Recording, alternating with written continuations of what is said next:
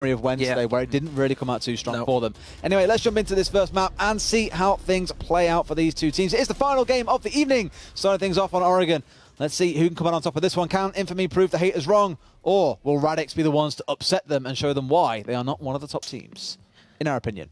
So this is going to be 1nfamy's pick. It is going to be the laundry room and supply room defense first. So once again, we're expecting Mira, Smokes, and also, of course, the Bandit, Jaeger, and Ela trio. The Free Speeds Menace are always going to be inside that meeting room area, you would imagine. I believe we did see Oregon being played last week, as it was Radix versus Xenos, where we did see, I believe, it was a very strong meeting hold from Pat, and also Pony, as I think the Pony does play quite sneakily up in that inside that attic with the hatch open, which does sometimes catch attackers by surprise. Yeah, but we all know what Pony's like with his droning. We saw last week how terrible it was. So hopefully he's improved in this last week. Bit of a meme for those of you who weren't here. He told us never to watch him drone because it's really bad and can confirm was bad. Good thing he's defending first. I know, right? Thank God. But let's see how they do on this defense then. So they've opted to go downstairs. Pretty standard on Oregon. Often see some other ones as well come through, but this is normally the kind of go-to one because the meeting room is so defensible as a starter. Yeah, meeting room just provide just that little thing in the back of the attacker's brain, knowing if we're going to try and push down these stairs and push down that hatch, there is guys in meeting room basically inches away from us, ready to peek us and kill us whenever our backs are turned and we're not ready for it, which is always going to be that main threat. With holding meeting room is just that fear factor that, of course, puts into the attacking team. The main way which I would imagine that possibly 1nfamy might want to take it is coming in from this dining, clearing that kitchen area, and then possibly coming with these thermites and getting open that kitchen wall. That would be the norm, but this time we are going to see mirror windows being played inside that meeting area, so it does then give Radix more aggression, more late rotates as well, since it is also going to be a connector partner with it as well, so this may be really awkward for 1nfamy to deal with. I'm really excited to see, or I should say excited, I'm curious, almost anxious to see if 1nfamy stand up and show the world what they're made of, because as you said, Wednesday was not Drake's or Nathan's big day. And really, they're the only two members that we've really seen step up so far. I'd like to see some of the other guys, kind of like we said from so many other teams today, consistency amongst teams is a big one. Getting all your players playing at a consistent standard is incredibly difficult, but you need to be able to see that they've all got that skill ceiling that they can get to. And right now, we're only really seeing it from two members of 1nfamy. I would really love to see Smitch do well tonight. Yes, me too, actually. I do have a bit of a soft spot for Smitch, especially because at the moment, he has took a dip in form. Last week, he didn't do very good looking at the stats. Wednesday night, didn't do very good as well, and a lot of people then said Smitch was never good enough, like he was nowhere near as what he used to be back in Pro League. Remember, Smitch is also an ex-Pro League player as well, which you always have to take in consideration, but I have seen Smitch clutch up a lot of rounds and have also dropped plus 10 kills before in a series as well, or in a map should I say, so I would love to see Smitch do some work and prove a lot of people wrong. Yeah, I think Prem as well. He had a couple of shining moments last week, but none that were kind of really big standouts. And I guess really, we can't ignore the last guy on the team. No Thumbs, probably been the quietest member of the team so far overall, I think. And, you know, he's a really nice guy. Like, I spoke to this guy quite a lot on Twitter too. He's very... You know, he's very animated, he's very vocal, he's very passionate as well. Yeah, he's very passionate. Yeah, I would just like, it's just really good to see this team sort of step up. But let's see how they do. And Radix, of course, we can't forget about those guys. Pony and Fabi are definitely the two big standout players last week. 14 kills apiece for each of them, so they do have those two kind of spearhead leading players as well. Seems to be that 1nfamy are opting for not challenging meeting. Instead, they're just going to hold angles and wait for Radix to peek them. As, of course, we do see the Ash playing upstairs, of course, ready for anybody pushing out. But he did not cover Pony pushing out as it's going to be Nath getting dropped as Fabi. I think gets killed the Drake, and then Pat gets killed the Prem. Smitch gets the trade out, and then Quake gets a kill on the Fun. Smitch gets another one. Will he get the pistol kill? He misses his shots, and Jaeger does land a few as well, as more aggression is going to come down. The diffuser almost did get taken out, but then we are going to see Fabi push around, and that is going to be round number 1 going to Radix. Well, at least they managed to get a couple of kills straight back, and Smitch, your boy, manages to get a few, but Radix start things off in style. A bit of a storming assault there, if nothing else. That's the kind of stuff that we see from 1UP, where one kill turns into about 4 very, very quickly. Yeah. So maybe if they can see them bring out more of this on this map, of this team-coordinated play, that'd be a really good way for them to be able to show 1nfamy that we're here to play as well. I think quite a weak point from 1nfamy what they tried to do. I like that they didn't want to put a lot of resources into taking that meeting area because they needed the resources for pushing out the smoke and the Mira from that Mira cupboard, of course. But the main thing is that we've seen Drake hold an angle on the one side of meeting, but they didn't have any cover coming out from the other side. So possibly they could have stationed someone inside that garage, but then that would have been a lot of resources they had put in just to defend one door. Absolutely. Well, let's see if they can win their first attacking round as well and really set the tone for Oregon, or if Infamy will say that was a bit of a fluke, we want to win this map. Of course it was their pick, so should be the one that they're looking to try and close out ideally, although again we've seen that curse in week 1 and 2 where it's always the team that picks the map is the one that loses it. So let's see if they can break that in this game. Seems to be that I would say that Oregon does favour any team that plays it, not necessarily just whoever picked it, it's going to be their favourite map. I've said it time and time again, anybody can play Oregon, it's one of the most easiest maps to play, it's been out since release, the strats aren't too difficult, that's why it favours teams such as Vex, of course, as they have been very proficient on Oregon as well. But for the most part, I think it can go either way, but Radix do have the lead early on in the map. Yeah, I do really like this map as well because the number of the strats, although as simple as they may be, are very, very satisfying to watch being executed. Like I was saying earlier on, Kids' Bedroom especially is one of the most exciting ones to watch, and I really like that you have the whole meeting room hold ahead of trying to push downstairs as well. And even trying to assault Laundry itself is very, very interesting when you've got a mirror at the bottom and you're trying to push down into Laundry, especially through the hatch. There's just so many options and ways through which you can push a point. I think we counted about 4 different angles that you can get into Kids' Bedroom earlier. And I just think, as far as the creative map kind of goes in terms of options, it does add for a lot of skill potential of teams being able to figure each other out. Almost mind games coming through in a lot of ways. Speaking of mind games, Pat is going to get himself a double headshot. Not at the same time, strictly, but still gets himself 2 kills. So we do see Radix having the man advantage, and it's only been a minute into the round, and that is going to be all of the rumors taken out, as now the rest of the members are going to rotate downstairs. But we do see an Echo coming up the back stairs in towards that big tower area, which is interesting to say the least, as it is going to be Prem, but then he does decide to fall back down and back into the site, and this is not looking good in the side of Infamy. Trying to just kind of hold this down as best they can, but with 1 minute 40 to go and full control being on the side of Radix, like you say, it doesn't look great for them. However, Echo Drone is out and about in the field. Maybe a bit early here, I feel, almost. Scouting kind of side of this, you don't really need. You know which side they're going to be pushing from. No. You want to hold them to that at least for some kind of interruption on the diffuser, because now Quake's going to spot out where you are. They're going to know exactly what you're up to. They know that the Echo's on side, and they have an answer to it. So now they are going to be starting to hunt for that Echo. They know they're going to try and bait it out.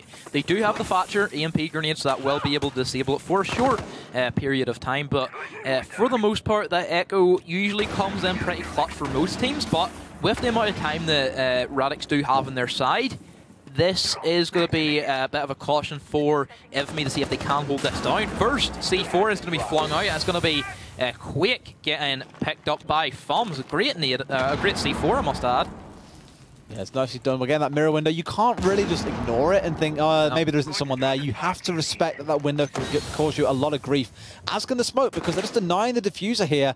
And we always say the final 30 seconds, we've said it so many times today, is when teams begin making mistakes. So forcing them into that final 30 seconds with the smoke grenades is the ideal way to try and force Radix to make mistakes and maybe win this round out as Infamy. So we did see that quick push in from that Thermite. I think he just went to pick up the diffuser and then go for another pick, but now this time, the Echo Drone is going to come into great effect. Another smoke grenade is going to land on Thermite and does manage to pick him. Actually, going to be Pony picks up his own teammate, but does manage to get knifed in the process. But still, Echo Drone, 8 seconds ago, it's either going to have to be the defuse or go for the kill. It's going to be the defuse, and this is where Infamy now should hopefully clutch up the round. Actually, I believe the Echo Drone might get destroyed, as we are going to see them FOMS take the kill on the Pat. Defuse does get down. Last man up is going to be a Sledge, who does manage to slip away and get the kill on the Pony. So 1v1.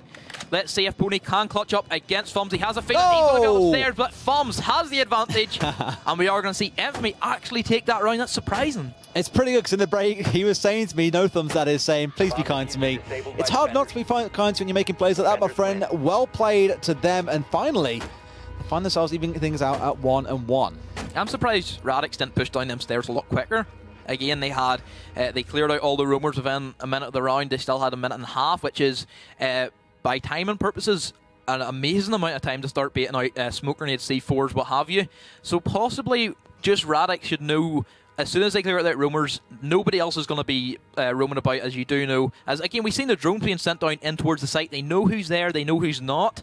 And for the most part, I think that Infamy did do quite well to defend, especially that great C4 from FOMS, which really did slow down the push from Radix quite a bit. Correct. Attackers need to locate and defuse as many bombs as they can. That's the weirdest look you've ever given me. It's beautiful. Silence says more than words ever could, Demo. Let's see then how Radix can do on their defensive round, second time round. Nothing really changing up for either side. Maybe the castle, probably the big change that they've made this time round. On the attacking side, picking up the IQ, a little bit of a surprise. Yeah, I think this 1nfamy have picked the IQ to possibly counter some of the alien mines, which have been running in quite a few problems, especially whenever they know that, for the most part, IQ is a must pick. Maybe they were expecting something more. More electronics, possibly Pulsing Ever could have been picked. Maybe even the Vigil, they could have feared a Vigil as well. It's a good pick. Again, more nades is, you can't go wrong with more nades on an attacking lineup. But I wouldn't say the strongest pick that they could have went for. Absolutely. Well, let's see how it works out for them. 1nfamy on the attack, as said. The IQ, a bit of a stranger pick, but makes sense when you were speaking about the Elemines. Now, I think between these two teams as well, for Radix last week especially against Senos, they showed that sign of life, that they did have that flash of brilliance that is within them. They just need to really bring it out consistently. And again, probably the 10th time I'll have said this tonight, consistency is key for any team to be able to consistently win games. For Radix, we need to see that coming out in the next few rounds. And for 1nfamy, arguably the same thing, you'd say. They probably had the brightest resurgence of nothing else, bringing down NX, which was definitely a surprise to everyone watching. Yeah. But that second map kind of victory they had, that needs to be carried across to other maps, to other rounds against other teams. And that's what will make a winning team. At this stage it is Oregon. It's not Border, which I do fear for 1nfamy. And if they do win an Oregon, then possibly the momentum might carry them over into Border, rather than what we've seen them play Border first and just get absolutely decimated, and then it brings on into the next map, which does sometimes cause problems. So I definitely think that this is going to be a must-win for 1nfamy if they want to try and take both maps. Attackers drop the diffuser. Looking after the north side for Smith, still just trying to sniff their way around a bit. 1nfamy here, not quite dead set on any particular approach path. Had the Blackbeard lurking outside, Nath holding that one down, just the angle. Still intel gathering. They've still got time to play with, though. In the next 45 seconds, they've got to start making their move. Don't want them to be pinched again into that final 30 seconds where mistakes start becoming quite common. Go for the bandit trick as well here. They might actually be able to get this one down if he's quick enough. Looks like maybe not. He is going to go for it now, yeah. And got them. I'm surprised there's going to be no Thermite on 1nfamy's lineup, because I think Thermite's a great operator for Oregon, may it be, trying to get in towards this attic area. And of course, the main principle is going to be trying to open up that box area, of course, which is always going to be that solid, that push that a lot of teams like to go for. But at the moment, they're still trying to get rid of anybody inside this attic, but a minute to go on the clock. Roamer still not dealt with. We do see the first blood. It's going to be Prem picking up the kill on the Quake, as it does seem to be this Windows is going to be the option. But Fabio with that quick run out from that dining does pick up a double kill and does put his team in the lead. Well, Radix looking pretty good to start this round off, picking up those 2 kills, currently in a 4 versus 3. And they've managed to hold on to that attic for so long now as well. The bandit trick, it's kind of a bit binary when the only thing you've got there is the Hibana trying to breach it open, because you know that the bandit trick is going to sit there, and you have so much time because you even see the sparks and you have time to pop down the bandit trap, and before you know, they're all gone. It's not like something arguably like a Thermite where you maybe have a little bit less time. Like, it's very orchestrated as such with Hibana. I think making it quite easy to catch that out when the bandit is the only defender sat there at that wall. And without that, it's a bit lost. Again, this is what we saw from Vexed earlier on, is when they weren't 100% sure of what to do once they were blocked on one path, they panicked and flailed a bit, and that's when they began losing rounds. Like we just seen No Form try and push in, just swing in by himself, and just got completely gone down, no intel, no nothing. And then that is going to be the defenders winning the round, and we are going to see Radix take the lead. I like it. So for Radix, that was a very slow choke onto the aggressors there. It wasn't even like there was a big explosive rush towards the end, because realistically, they saw there was just no opportunity. That was a very, very confusing thing. We had the house lights come up and we were all like, oh, we're illuminated again for a second, and then we were cast back into darkness. Much like 1nfamy after that round, they're probably not feeling the best about it so far. Radix playing this map very well so far.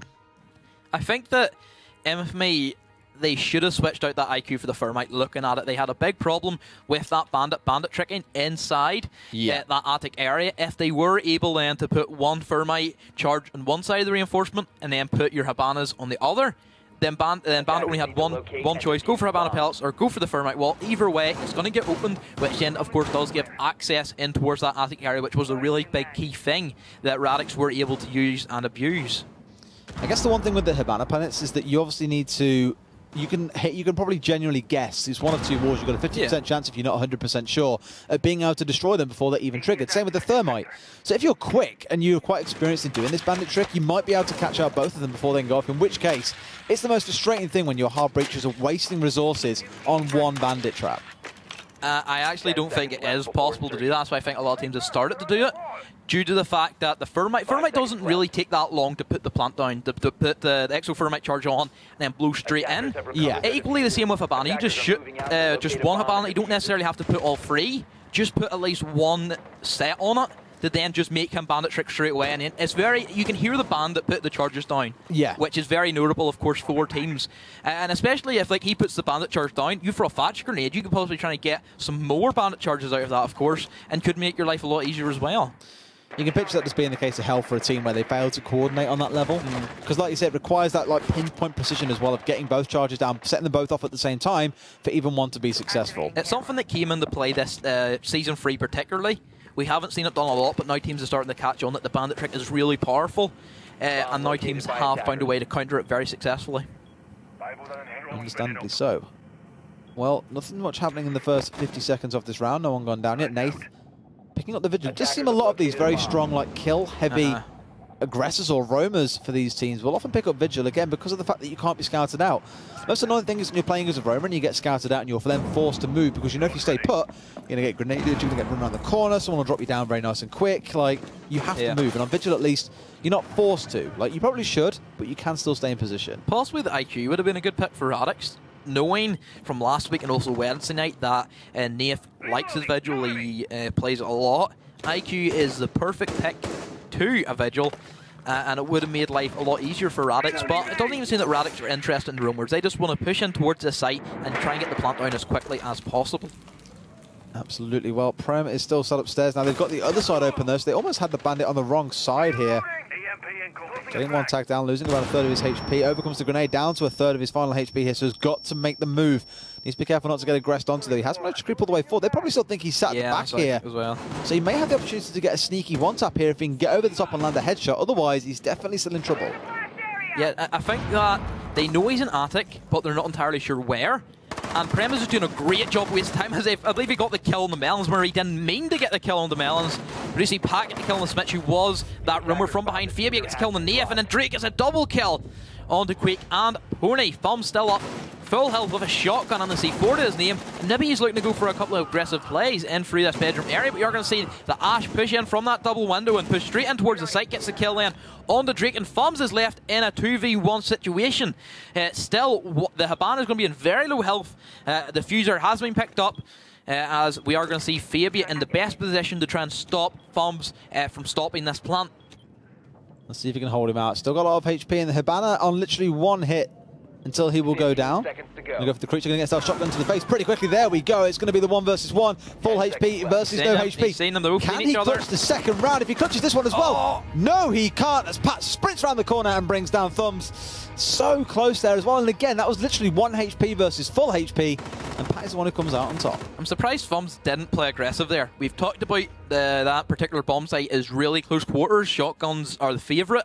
Why didn't he just start spraying? He had he still had 7 shots in the magazine, so why not use some of them and start pre-firing? And again, if only one bit of shrapnel hit Pat, then it would have been going in favour of Infamy there. Well, speaking of Pat, he's having a pretty good game so far today as well, stepping up alongside Fabio as we'd expect. So Fabio showing some consistency, which is always good.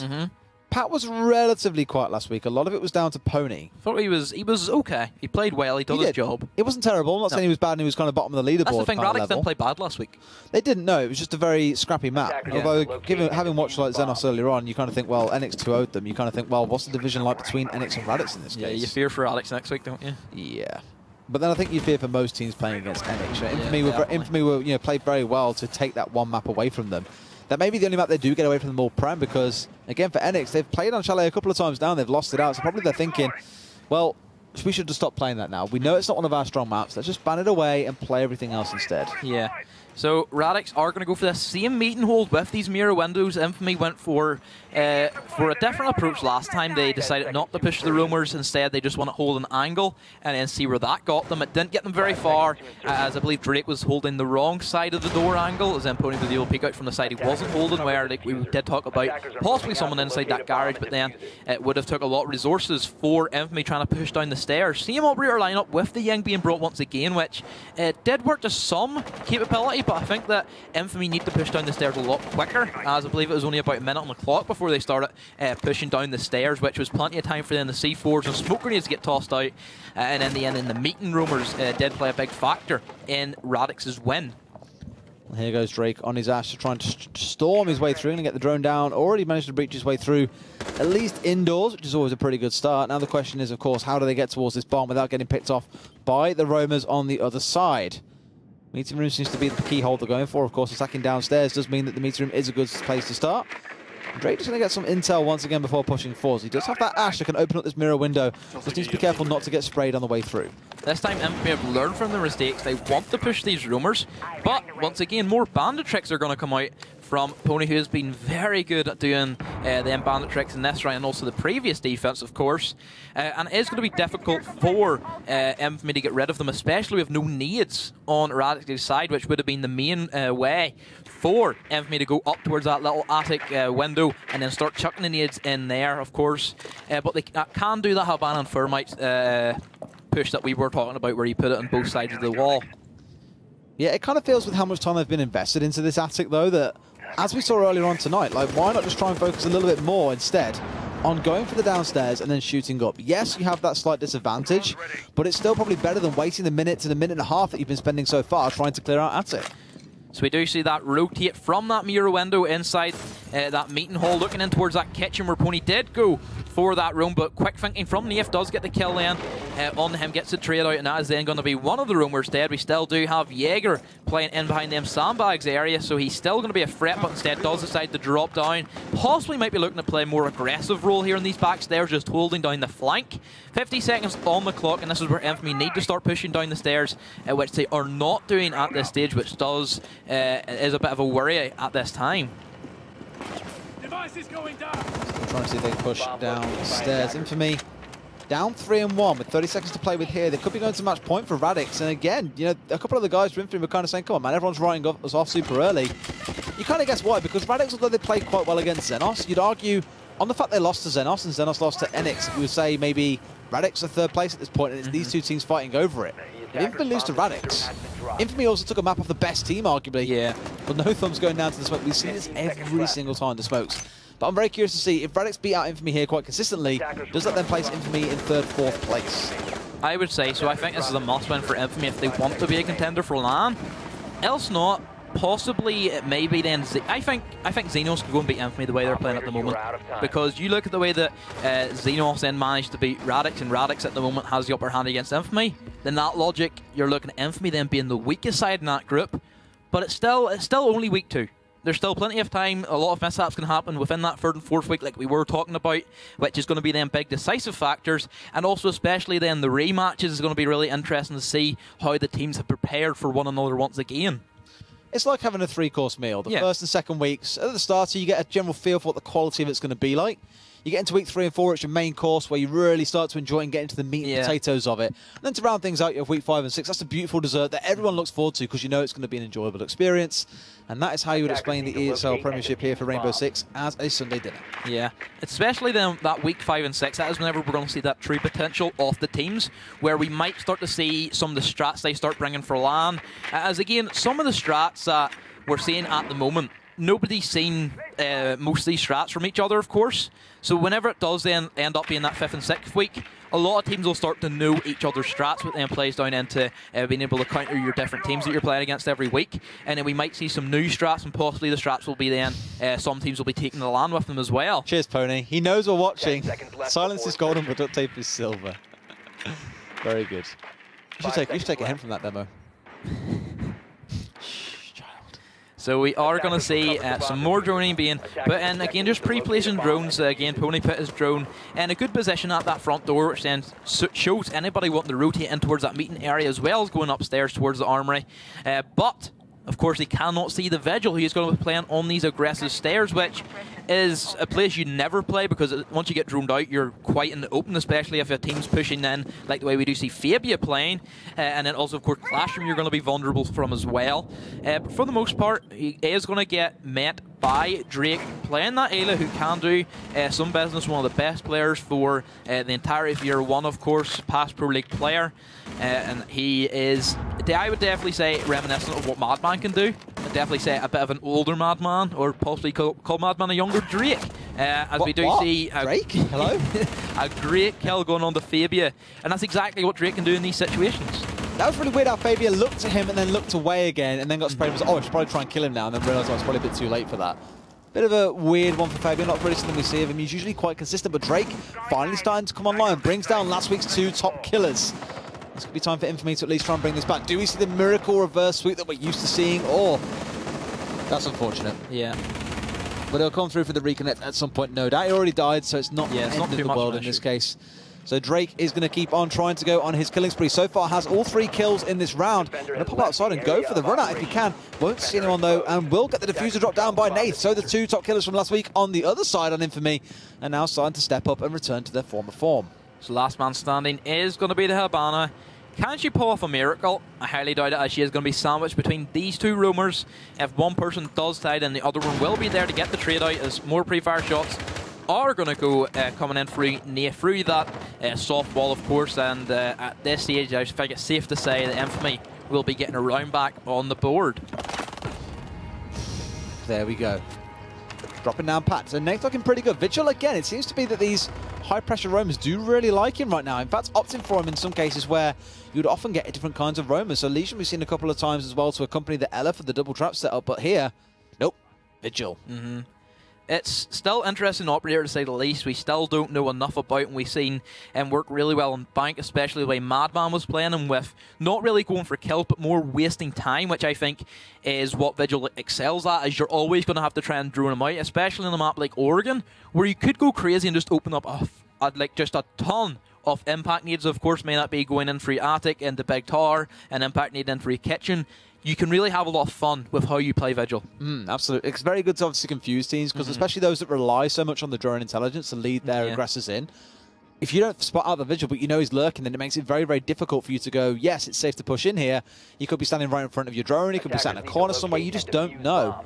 And without that level of safety and security, it does make it just really slows you down. Like you said, even if it's an extra 10-15 seconds longer that it takes you to get into a room, those 10-15 seconds do start adding up towards the end of the round, and before you know it, you're left with a minute left to play, you're having to rush, and then he's right behind you, flanking you all. Perfect example of how Vigil works is what Madman did. Madman wasted 2 minutes of Xenos' time inside that first round, I believe it was. That's really impressive to do as a roamer, is to waste 2 minutes and still not die. He was still not dead. He was still running about downstairs getting kills, which is still an amazing part from that. But just because he is just so hard to hunt down, the only real way is, of course, with an IQ like we talked about, or with a Jackal, as we also did see NX pick to possibly counter-pick another Vigil, which we did see, which was TW being played at in the Xenos and NX game. Well, let's see if Radix can close out the first map as a 5-2, or if Infamy will fight their way back in. The IQ once again being picked up by Infamy, expecting more than anything else to see a Vigil, but not going to find themselves one. Instead, just going to be the usual, the Ella, the Bandit trick probably.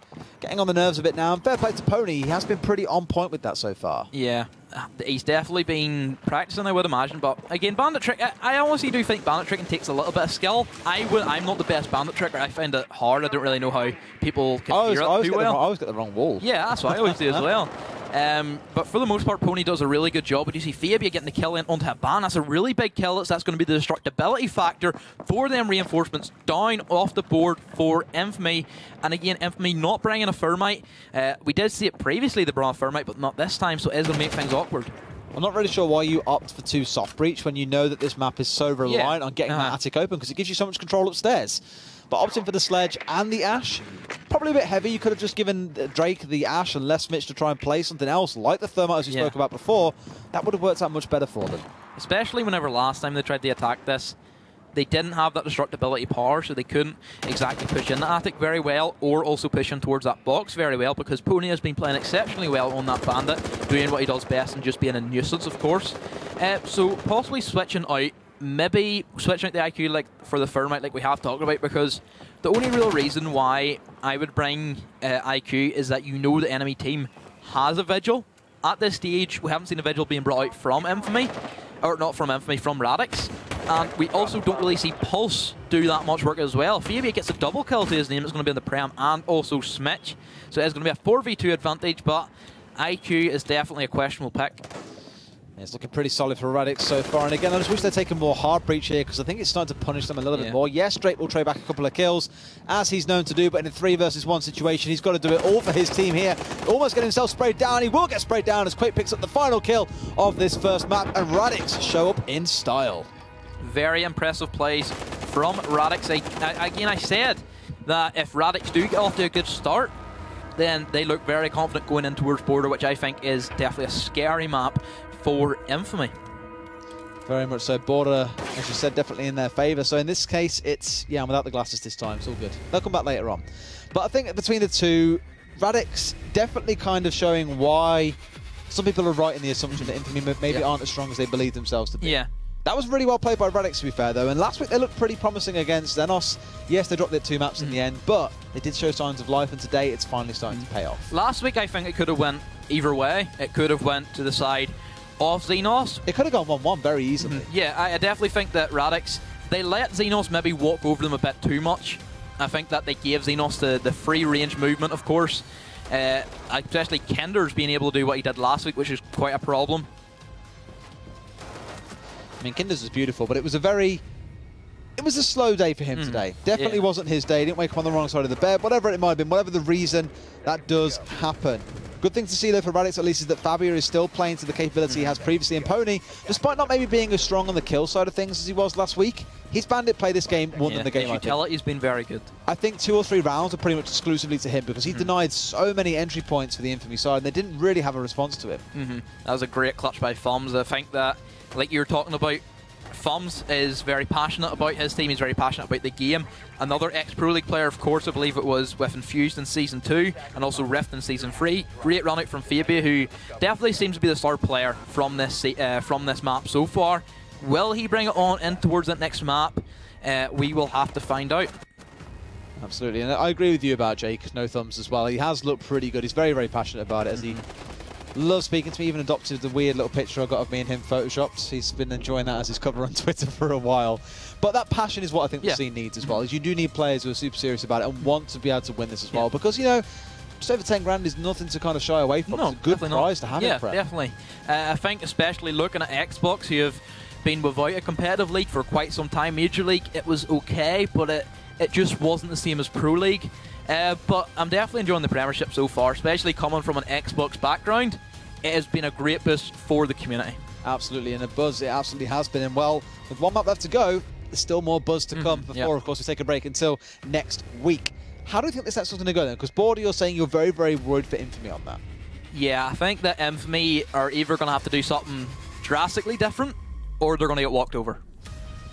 When you say drastically different, what do you mean? What do you think they need to do that's different? Do they pick different bomb sites, go for a different setup altogether, try and do something crazy and out there to surprise the opposition? What is it that you think they need to do? I reckon if they do a custom supply room hold, then that'll work very well in their favour. Because I don't think Radix will be ready for that. Interesting, we'll see. Well, we will jump into this last map and we will find out for ourselves. Border is going to be your final game of the evening between Infamy and Radix. Let's see how this one goes. Can Infamy break the curse and show to us all that they very much so deserve a place near the top, or will Radix crush their dreams here and now? So it will be this Armory, Lockers and Archives defense, of course, for Radix. Again, Mira is always going to be picked, as she is probably one of the best defenders for Border. Again, I wouldn't go in this map without picking her. And also looking at Dokkaebi being picked up by Naif, which we did see him, of course, play last week to good effect. Can he do the same this week?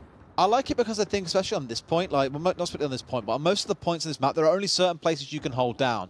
I'm thinking straight away about the upstairs. Generally, you know, someone's going to be sat behind the mirror walls facing outside. There'll be one facing down the corridor. There'll probably be one further towards the center of the... I can't remember what the place is called now. In fact, you see it upstairs pretty much right here. Upstairs and then down towards the middle. Hi, Pat. No comments. You having fun there, buddy? but often you'll find there's a lot of reinforcements, basically above where Fabio is now as well. So you know that they're expected to be in those angles, and the best way to check it is to make them make noise, get those phones out, because it's very easy to rush around these corners as well. I think we saw it a couple of times last week, actually, where I think it was... Who was playing? I think it was Horizon on this map, where they managed to just basically charge around this corner, spray down two. Maps, they did most of that work. Yeah, in this room where Fabio was just now, where Pat is, there's a double spray down. Yeah. In fact, it was Tristan, I think, who charged around, so I was very surprised that Tristan did it, because he'd been pretty quiet so far that day. But overall, I think, yeah, they played on borders. It must have been Tristan that did pretty well, because you've got a really late flanking roam, and it just worked out beautifully for them. But I think with the Dokkaebi on side, at least, that noise being made lets you know which runes are defended, which ones aren't. It gives you that scope to go for that rotation. And don't forget as well, there's so many corridors, like this main one you're seeing here with the kind of orangey carpet.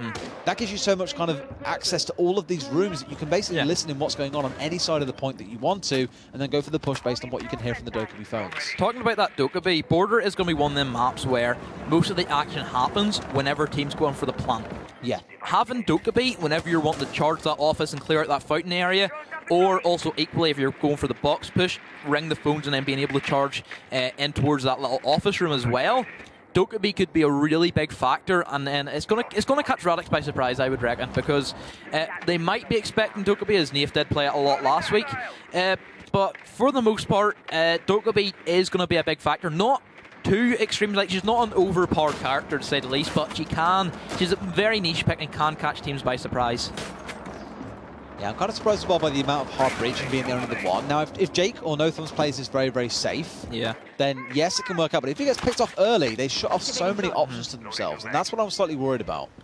Because they don't have that hard breach in the Thermite, it's going to make it very awkward pushing in towards this office area, because if you're going to play Border, I would take both, because Thermite is there to breach in either towards this box wall or also in towards the fountain area, and then use your Habana Pelt to get rid of the mirror windows, which you know is always going to be picked.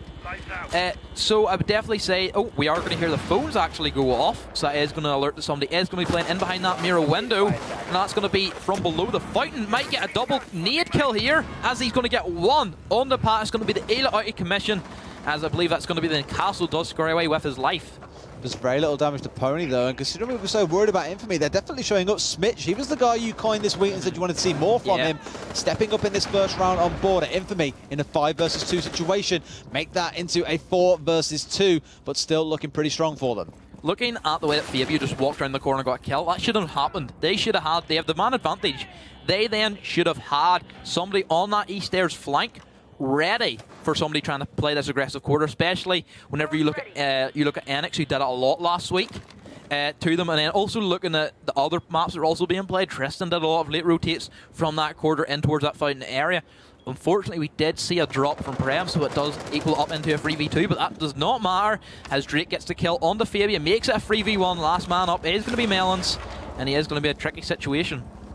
If he tries to push around this corner, he's going to find himself getting tagged out pretty quickly, so he's got to be careful there. That's trying to just almost like blind spray through in the hope of catching him. He is on full health, mind you, but with only 10 seconds left to go, they've got to make their move soon, it feels like. He's going to get himself sprayed down anyway. Drake picking off Melons, and Infamy take the first round on Border. So a surprising push coming out from Infamy.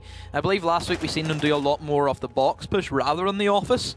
They seem to have changed things up, so not bringing that hard breach in the Thermite worked. This time, I think maybe Radix didn't play didn't play more anchors on the site as they should have. I think that they played more aggressive, and we are going to be having a rehost so early into the round.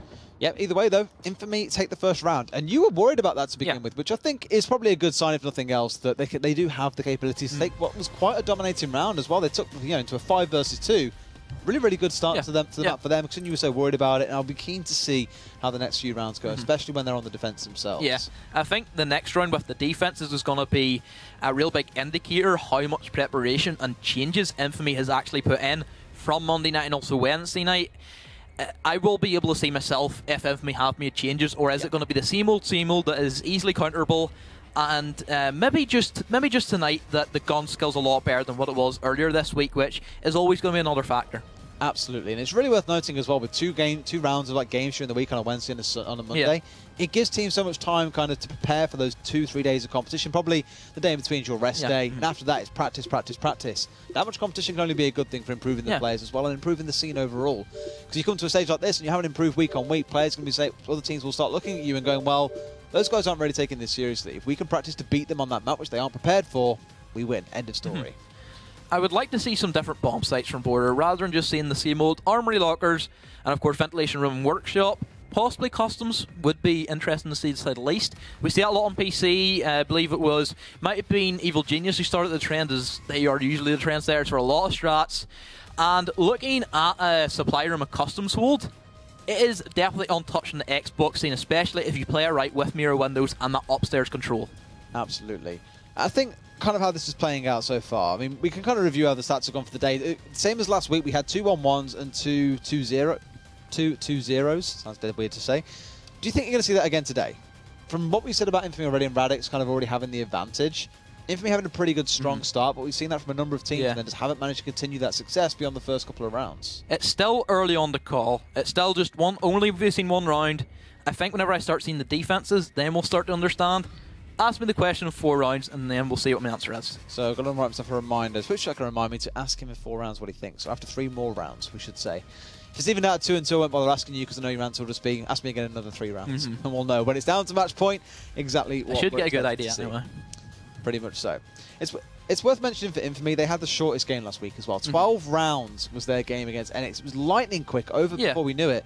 And it was really bizarre to see a team go from, you know, stupidly low getting 5-0 by NX to suddenly being on real big highs and 5-2ing NX. It was such a kind of a crazy turnaround. And the biggest worry for that for me is that it makes a very volatile team. And we spoke about consistency all night. Volatility is the worst enemy in that. It can be great for you in terms of the volatility where it goes your way and you play incredibly well compared to what you normally do. But if you fall below that standard that you're meant to be performing at consistently, that's when you start losing games that you shouldn't be losing. And if you start dropping maps to teams in this competition that you shouldn't be, you definitely won't be going to land off the back of that. I think that the reason why possibly Infamy won against Chalet was maybe due to the fact that NX weren't up to scratch with Chalet, as, again, I spoke to Mac and he said that they just gave silly rounds away to Infamy. And again, looking at tonight where they played against Xenos, they definitely looked like a new side playing that map. Yeah. So they definitely went back, they changed what they had to do. But will Infamy as a team go back and change the way they played Border? I hope so.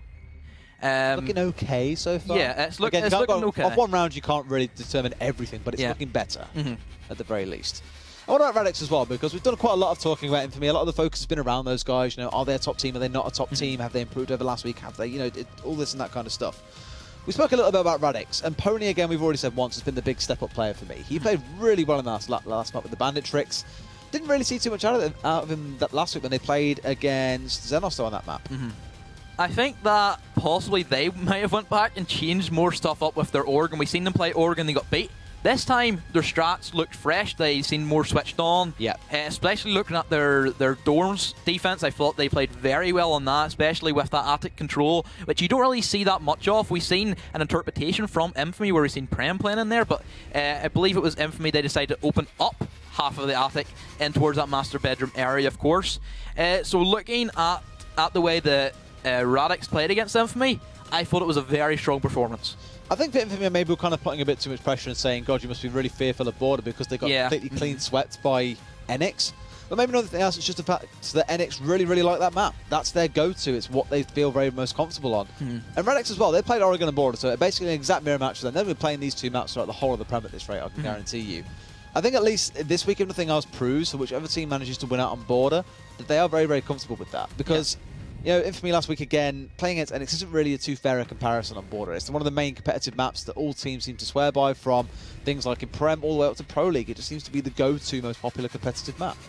I think that it is due to the fact that they're very easy to play. They're not like your bank, your consulates, like we've seen earlier, of course. Very strategy heavy. Yeah, not your strat heavy maps, which I think most teams in Prem don't really go over strats too much. I'd say, if I was to name 3 teams that would definitely sit down and do strats, I would say Horizon, I would say NX, and I would say 1UP. They would be my main 3. The rest of them are kind of go with the flow kind of teams that I'm sure most people would agree with that they fall under, they just see what happens and they play to it. Of course, I would say NX use their strats, but then also can counter whenever they need to, which is even better as a team if they are able to set up strats and also counter if things do go wrong, which of course is always then going to come down to the IGL, which I believe Madman is the IGL for that team. So it's not a, how do I put it? It's not strange that we are seeing these different maps being picked up by Radix, and of course all different teams as well. Yeah. I mean, we've seen a bit of everything this week as well. Yeah, We've seen yeah. Cafe, we've seen Bank, Consulate. Skyscraper, Consulate. Haven't seen Coastline too much though. No. Which I'm kind of disappointed about because I really like them. Yeah, I like Coastline as well. I think it's a great map. Very pretty. I think it might be moving out of rotation next season as well. Oh, So don't tell me they're bringing Tower in. no, definitely not. Might be the new map. It But, still well, might be again, too far. we still don't know what the new map is, so that might be getting rotated. And you never know. Hereford Canal might make a return. We'll have to wait and see. Hereford's too small, I think is the problem. Yeah. That's why you probably won't see it. Although, again, it has some really nice strats on it. Yeah, It's just yeah. very, very small. Mhm. Well, we've already kind of hammered through all these points about all these teams now. We're going to sit here in dead silence if you guys want us to. Probably the best way to go, though. What's used to been the most interesting part about watching these teams? Because there's a lot of talk about Major League versus Prem as well, and saying, you know, some of the teams that are outside of Prem look very, very strong as well, and we consistently see a lot of these teams. We seem to come into it now both weeks in a row and go, this team lost on Wednesday to XYZ team that isn't in the Prem. Overall, that makes it, I guess, although it's kind of more formalised, I guess you could say, so far in terms of Prem. For these teams, I think the opportunity to at least have that kind of touch-up where they get to practice against each other, it's an extra few games a week. It's not just scrims, because some teams don't always take scrims the most seriously. If nothing else, this is a really good opportunity to play against each other in that hyper-competitive setting. Yeah, I think that Major League, it's not as much emphasis for these Prem teams. I don't think that they're just playing Major League as more a bit of a practice. I would say that Major League teams, that's all they have is Major League. They don't have anything else to go for. So that's why you see them really busting their gut to try the best and try and beat the Prem teams. And always the team which is counted as lesser as the bigger team, they always want to try and take them down and show that they're the big dogs and they should be where their position is, which you see a lot, may that be in any sport. Absolutely, very much so. I'm quite curious to see how the map runs out. We've spoken about Border quite a lot already. You said really we only see the main 2 bomb points. Do you think for, I suppose really it's more morale point if nothing else for Infamy as well. If they can beat this out, they can go, yeah, you know, the NX thing was just a bit of a whitewash. We forgot about that already. For Radix, they want to come back and go, we don't care that we lost 0-2 to Xenos because we know we can beat a lot of other teams in here. That was our warm-up week and we're here now to play. Yeah, I think that they surprised a lot of people. I definitely think that they worked on their strats as a team. Remember, they're a very new team. They only formed after they qualified for Prem, which of course was in the open qualifier, where anybody could have been sat in their position, of course. Absolutely. So I think that, again, they were written off straight away. They're not going to do anything. They're going to do terrible. They're not even going to get a point on the board. They've proved a lot of people wrong, and they have got 3 points on the board finally. So they have got their first win inside Premiership, so they're not going to go totally just destroyed by just the morale everybody says it's going to happen to them. Well, speaking about those 3 points, we do have the standings so far today for you to have a look at whilst we're going through this pause. We will get back into game relatively soon, but let's have a quick look at those on your screen now so you can see, of course, what things have looked like so far today. Just kind of going through each one and reviewing what's happened so far.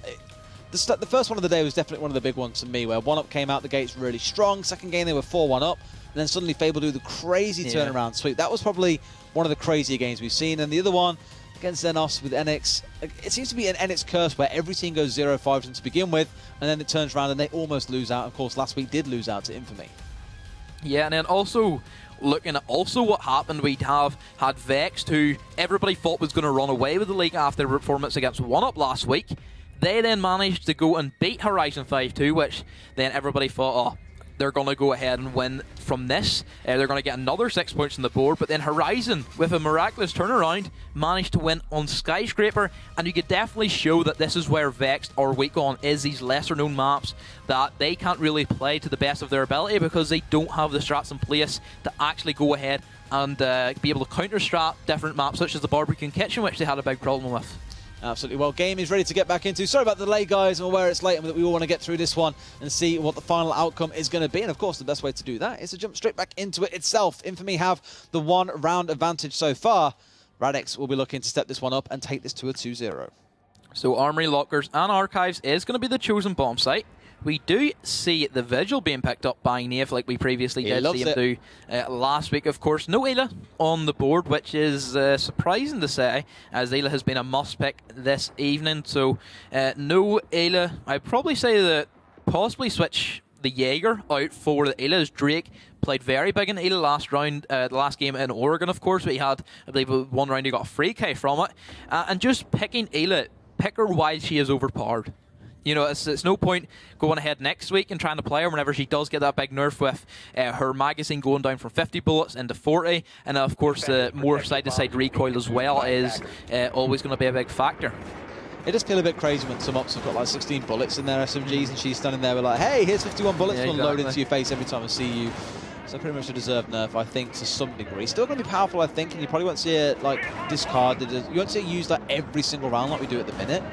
But she will still have a place, I think, to be used. Maybe where a Vigil isn't opted for, or maybe something like a Legion isn't really wanted either. I still reckon that we are going to see Ayla, even after the nerf, play more. I think we will as well, just not every single round. I mean, to be fair, we're not seeing her in this round now, so... 10 seconds left. But let's just not remember as well that Ubisoft came out and said that this is not going to be the last nerf to Ella. Even though she is getting hit quite hard with that magazine reduction, they intend to nerf her even more. They have realised how overpowered she is.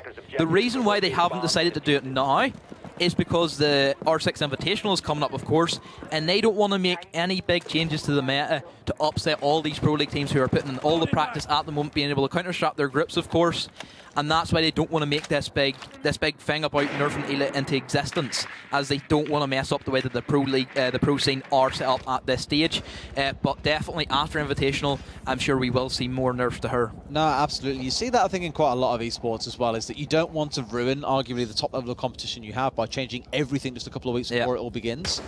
I mean, some esports do it. I've seen it happen a couple of times, but clearly Ubisoft being quite sensible and treading quite softly with Rainbow. And to be fair, with Rainbow Six, it's been growing over the years. I remember saying this before. Actually, when I first heard that this was going on, the ESL Prem, I kind of thought to myself, well, this is a game that I played back in beta and after it first released, and then kind of put it down for a couple of years, and it's just been growing and growing since then. You know, I've been playing since release. It has been a game that I've played nearly every day. I wouldn't even want to see my playtime hours. It would scare you. Everyone says that about their main game. It's quite scary. Yeah, especially whenever I did used to play the game competitively. I was on every day. And I also find myself taking that backseat role as a caster. I'm still playing it every day because I always need to keep up with the level of play and understand the meta as it always changes as well. Absolutely. Well, let's have a look at how these two teams are playing right now. So far, 1 kill apiece, 4v4. As we're going into Infamy on the defense, as we've already said, that Vigil not really being too effective just yet, but there is still time, still a minute 20 left, and we've seen the Vigil a couple of times make the big impact when it comes down to those final few seconds when no one expects him to come charging up behind him. At this stage, it seems to be that they're playing Vigil a lot differently than the last week. They seem to be playing him more on site and possibly go for a couple of late rotates. Last time we just seen Vigil just go for an all-out roam, and he was countered very easily. As Border, it's not too hard to get rid of a lot of roamers, as there's not too many exit ways. There's only 2 sets of staircases, where previously this evening we've seen 3 sets of staircases in some circumstances. So having that Vigil play site and then going for these late rotates might be able to catch Radix by surprise, especially whenever a lot of teams do put drones to cover their flanks. Having then Vigil walk up the stairs, not knowing, that was a great shot, not knowing where Vigil is, it's very easy for Vigil to slip past defenses and then hopefully go in and go for the kill. Well, hard breach still available in the form of the Hibana. However, how much they've already used, I'm not 100% sure of. Not sure they'll be able to get themselves through into another hard wall and onto the point here. They're going to have to try and fight their way through this very thin entry point. Do have the Ash available as well. Still got some breaching rounds available for Fabia here to start breaking these walls down if they want to. 15 seconds left to play with. They've got to make their move soon. So they are going to try and start to push in towards this base site. I'm surprised no smoke being picked up by possibly Prem, who is known for playing that smoke quite aggressively, but instead he has opted for the C4 option, which does shut down Melons. Now Fabia does have to stick with the plant. I actually think he might have missed it. And it is going to be Infamy picking up the round and going 2-up. So definitely a better performance from Infamy this time. Didn't manage to get down in time. The animation has started, but wasn't putting the plant down, so it didn't delay the timer. Unfortunate timing overall, but good patience from Prem to hold him to that C4 and throw it out at the right time. I think we could have seen a rotate possibly from one of the Radix players go up towards that ventilation unit and then crack open that single barricade, which then would expose Prem playing so close to that other side of the B wall, of course, and him with that C4 in that position, he can just toss it over that wall and get an easy kill for his team. And of course, that was the big factor there for Infamy winning the round. Absolutely. Well, good start for them. Again, kind of undoing that curse as time goes by. Now find themselves at that point where they're 2-0. Good start to the map for them. And again, I think they would hate to go down 0-2 here. But 1-on-1, probably something they would look to take. But again, equally, if you were looking to kind of be one of the strong contenders in this group, you'd imagine that if you were Radix or Infamy, you'd like to be able to beat the other and then contest against Xenos and probably not be able to beat NX as they are one of the stronger teams. But you want to at least be in there, at least in the runnings at the very least. I think that now it is... After the way NX played tonight, they have put up fear in not just the people in their group, but every team inside the Prem. The way that Madman played, it seems to be the reminiscent of how they played in Invitational, where they were so dominant. It seems to be now a bit of a relapse coming out from them. Looking at the way that 1nfamy, Radix, and then also Xenos, it could be a three-horse legged race for that second runner-up place if we're going by NX are now going to just trump everybody inside their group. That's what makes the group interesting, though, is when you do have those three teams all scrapping it out. Yeah. It's going to obviously come down to rounds at some point, which is where the dominance in small measures, where it just comes between different rounds and different maps, is really going to start to show up for something. Yeah, that's whenever the 5-0s really start now to come into play, where if you do get 5-0'd, that is going to be a really big deficit of how many rounds you actually manage to get in the scoreboard, of course. Oh, production is so cruel today. Oh, that didn't seem to do it last week. I think you get to the point where it gets this time of night where it's like nearing 11:30 / 12 o'clock, and it's kind of like, look, it's a bit delirious now. Let's just start. It's not as bad as last week, though. Why? What was wrong last week? We didn't get out here till 1. Oh, yeah, that was crazy. It was fun, though. Yeah. First week of anything, mate, it's always mental. But anyway, we are going to see a now of approach. I believe they might be looking to go for the same kind of push where we have then that Dokkaebi playing hard on that ventilation unit. And it seems to be the same office push. Again, not opting for this Thermite, instead just a Hibana they think they can do it with. But below, of course, is going to be a big factor for them getting rid of most of these anchors inside B and, of course, also inside A as well. Is Radix going to be able to counter-strat at this time? We will find out. Radix have yet to, of course, take a round away on board. We're only 2 rounds in, so still not really nothing to sing home about being 0 and 2 down. There's still a lot of space to fight back, as we've seen from multiple teams tonight, coming back from 4 and 1 to 5 and 4, obviously being the big heroic one that we saw earlier on for Fable.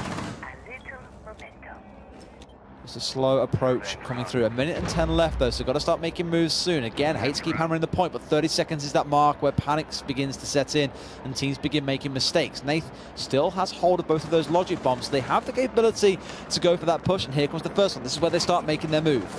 Yeah, this is where now is going to alert, especially for that fountain running, like we did talk about, is going to alert now where people are going to be situated. But this time, Pony is going to get the kill on the Prem, but after going for that kill, he didn't have time to go for the bandit trick, and that wall is going to be not entirely opened up, as I think we still can have somebody play aggressive inside that B bomb site particularly. We do see, however, then Thumbs kill Pony. I think Pony might have been a little bit too aggressive and try and go for a couple of peeks. But now nobody inside the B bomb site, but 2 defenders are going to be located downstairs, I believe. It is also going to be a pulse who is going to stop any plant going down in its tracks, as we do see him with that cardiac scanner out. And at the moment, it does look to be that Radix could possibly take this round, as again, he is going to open up the floor even more and shoot from below. 10 seconds remaining. Going to surely know where they are. There you go. You can see where the plant may be coming down. It's going to run straight into the next room, though, so you can completely ignore that for now. We're looking instead to where the diffuser is, and they can actually keep that one away from going down. And that they will. Radix will take their first round on board. A 2-1 to 1nfamy, and Radix getting themselves on the scoreboard at the very least. Now, does that big reverse sweep start coming into play, or did 1nfamy start winning some more rounds? I don't think it. I think that was just sheerly the fact that Radix counterpick this time. They brought the pulse, so they then of course were able to know exactly where the team were going to start to push in, of course, and also that C4 could have got a kill, but it didn't this time. As I would also add that I believe Thumbs in that position was quite quick thinking, with actually rotating towards the other side of the bomb site where he can't be C4'd or shot from below, of course, as that is concrete, that little area inside that B. But for the most part, I think that Radix did keep it, they controlled the bomb site very well, and also that lack of a bigger hard breach rather than the Hibana pellets, I think, is definitely still coming back to punish 1nfamy for not taking the Thermite. Yeah, the Thermite, we spoke about already what happens when you only take one hard breach, and it did kind of come back to sting them a little bit, it felt. Especially on the previous map, when we were playing through an Oregon, it was quite rough. Yeah. Getting caught out, having all the resources being burnt by the bandits, one thing, but only taking one hard breach and having it picked off early on really stings. Yeah, I think not having that Thermite, especially for a map like Border, where you're either choosing for that hard office fountain push, or either then going for that or even going for that box push, it does punish you quite a bit, as it does narrow, of course, your chances of actually being able to push in. As sometimes the Banna holes aren't they're not the biggest, of course, compared to a Thermite, so it is very easily defendable, as you just have to hold in that one sight line on that very small angle, of course. So it does make things a lot awkward for Infamy. But we are going to see our first ventilation room and workshop defense, and we are going to see this upstairs control being attempted by Infamy. Yeah, you said you expected to see these 2 points being the ones getting picked out quite a lot, and alas, we shall see that right now. Now, how things change around, of course, 1-on-1 so far. Start to get ourselves onto different bomb points. Drake opening up the scoring onto Fabio, one of the big gunners going down for Radix. In fact, they lose 2 members as Pony goes down. It's going to be the Buck gone as well. Yeah, they're losing pretty much everything right now, in fact, but Pat gets a return kill onto Drake, so again, another big one traded back and forth. That is going to be a big hit to Radix's lineup, losing that box. Oh, he's on drone, go on. So no, I think that's outside in the balcony.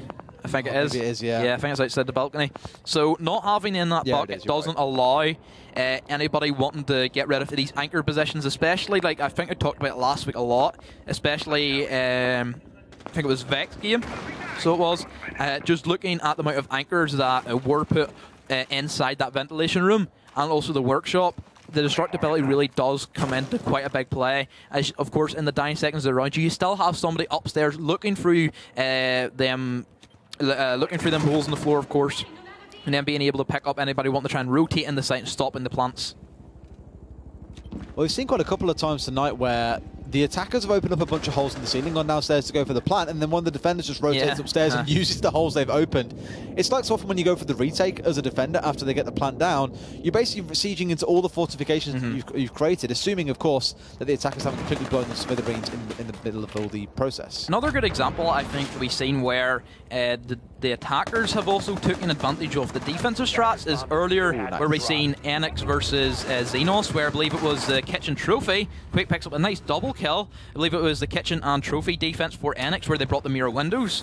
Kenders was in a position where he was playing off that mirror window, looking out towards that west main area, and we've seen it also, I believe, last week where the mirror windows were used against the team in some situations. So you could also look at it that way, that also the defenders can also be at a big disadvantage with sometimes the mirror windows, who we say is one of the best gadgets, of course, in the game, but they can be used against you. Nath here just going to hold that angle and wait for Quake to go for the peak. All he needs to do is just sit tight right now. Doesn't have to do anything crazy. They are doing quite a bit of spraying back and forth. It seems like he's going to hover around on the stairs here. Surely they know. They have the drone on side here to give them that vision. They've got to watch out for the stairs, though. One run down could be enough, and with 15 seconds to go... This is his only option. I don't really fancy Quake's chances right now, but he's going to try and go for it anyway. Oh, he catches one. Did he catch? Oh, he didn't catch it. There we go. No Thumb stepping up once again to bring down the final aggressor in the form of Quake. And Infamy having a pretty good time so far. So it does look like it was more just a bit of bad luck versus Enix, who are very, very comfortable on board and more than anything else. Yeah, I would say that, but then I think that the Infamy have definitely changed their strats up since last week. I think that they're playing more passive. They don't have the same kind of roam game, where last week I think we've seen a lot more aggression coming out from Nath and then also Drake on the Vigil and Jaeger combo, where I think they were just peeking too much into Enix's favour.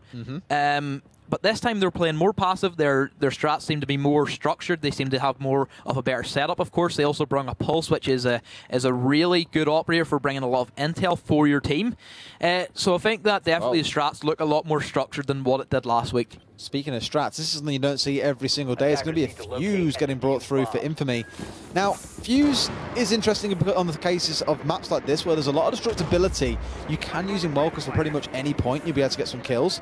And you can generally see from the spectator view like this, when you see a grenade go down, the black bit in the middle will be kill zone. Anything white will just damage those around him. So of course, the 5 of those going around, the chances of catching someone relatively high when it's going into a small room, and he does have a lot of that armor, so he's generally a very good planter. Quite commonly see him on something like a stockroom take coming through, for example, on Clubhouse. You stick a Montaigne in front of him, stick a Fuse behind, and go for the plant with someone like an Ash watching over the soldier, and you pretty much have an unstoppable death train pushing forward there. Sometimes I've even seen Fuse shield being picked up as well, because let's remember, Fuse is also a free armor. He does have access to a shield, so it does make him tanky, such as Blitz and also Montaigne, the other shield operators, which can be used to great effect, but unfortunately, Smitch is going to go with the boring old AK-12. Yawn. I say it and it happens. Yeah. Magical. Well, let's see where he manages to use this. They've also got hold of the Dokkaebi now. I'm not 100% sold on the comp, on the basis, again, that they've only really got one hard breach in the form of the Hibana. I'm not saying every single round that you have to go through and try and take 2. But it does at least restrict your options somewhat. It depends, of course, on how they choose to reinforce at the point, and of course, more than anything else, which point they choose to take. Border is definitely a little bit more open in terms of where the hard breaches can go, and you still have other options to access it. It's not quite like we saw a few minutes ago in Oregon, where trying to take that attic is impossible without usually without 2 hard breach, purely because a couple of bandit tricks and you lose all of your gadgets. I think that the Hibana would really be the only thing that I would bring. I wouldn't really bring Thermite that much, as all Hibana really need to do is get off hatches. You're not looking at any hard walls, particularly for the ventilation room and workshop, as you do have drop hatches this time you can use, and of course then also the verticality as well. Strange, it's going to get destroyed then. So I think that not so much the Thermite being brought, but the Hibana definitely. Hibana just super solid. There's a reason why she has the highest rate in the game at present. It's very, very versatile. Does a little bit of everything. Fuse, maybe less so. More just for blowing things up. Yeah. Just looking at Hibana, like, she has 2 great guns. She has Type 89 and then the Baron 25. Great gadget, is almost like a mini Thermite device, of course. It has flash grenades or a Claymore, which is always useful as well. And of course, free speed, which you can never go wrong with. Absolutely not. Well, let's see if the attack works out for them here. So far, pretty slow. 1:10 left on the clock. Going to get some drones in there to get some scouting out before they go for their big push in. They haven't even got downstairs yet. That hatch is open, but I remember last week it was like a gift from heaven seeing people fall down from there. Yeah, we haven't seen. I think this is the first time we've seen Border play tonight. Yeah. Yeah, so that's quite a surprise compared to last week, which I think was like 3 times we've seen that being played. So Border was definitely the map pick of the night last week. And not so much we've seen, again, like we were talking about, a lot of different maps being played. We weren't expecting Consulate, we weren't expecting Bank being played, which was really interesting maps, particularly the way Enix played Bank, which was really scary that they can do that on a map which generally isn't played that much, so they definitely have done their research on Bank, and they do look very strong on it. But 25 seconds to go, and nobody's died yet. A bit worrying, and nothing's really happened in terms of the push either. It's all going to happen at once, it feels like, towards the very end. Push. Here comes the fuses. They're going to start getting those down and seeing what they can find. Answer is probably not an awful lot unless they get a really nice bounce. However, Nathan's going to open up the scoring onto Melons. Yeah, so 8 seconds on the clock. It's going to have to be a B push. Nath has got the cross, but we are going to see right beside him is, I believe, going to be Jaeger, is it? As we do see Drake get the kill on the Quake. Pat then does fall. As then we do see Fabi get the kill on to Nath. 2v4. Diffuser has went down.